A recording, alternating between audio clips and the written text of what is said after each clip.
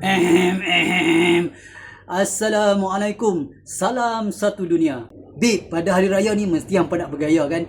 Apa kata? Kali ini kita bergaya ala-ala pahlawan Melayu dahulu kala. Moh.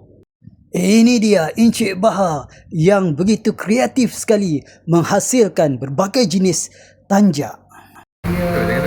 Saya bagi kain. Sebenarnya saya nak menjadikannya tapi dah sebab.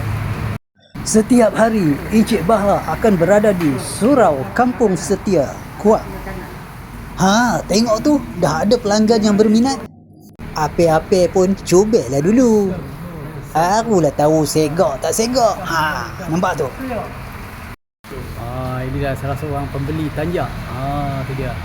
Sesiapa yang berminat atau berhajat nak pakai tanjak pada hari raya ni, nak nampak handsome, nak nampak segak, nak nampak betul-betul macam pahlawan Melayu, mailah sini, kita boleh beli.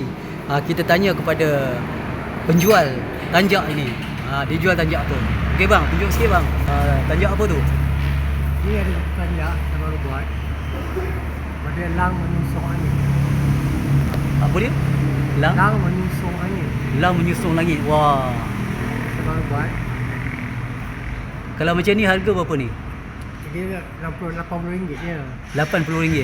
80 ada 60 ke 80 lah. Dia punya material dia buat dari apa? Dia pada songket. Songket. Okey.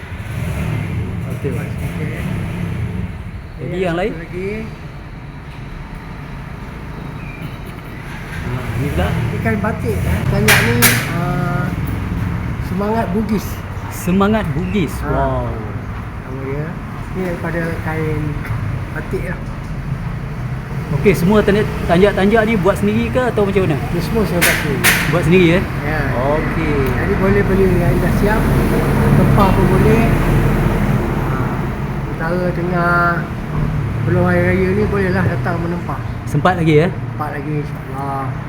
Okey, boleh bagi tahu macam mana nak tempah, nak nombor ke? Boleh hubungi saya melalui nombor yang tertera.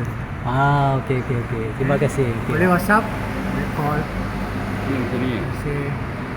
Jadi, anda di luar sana, apa lagi?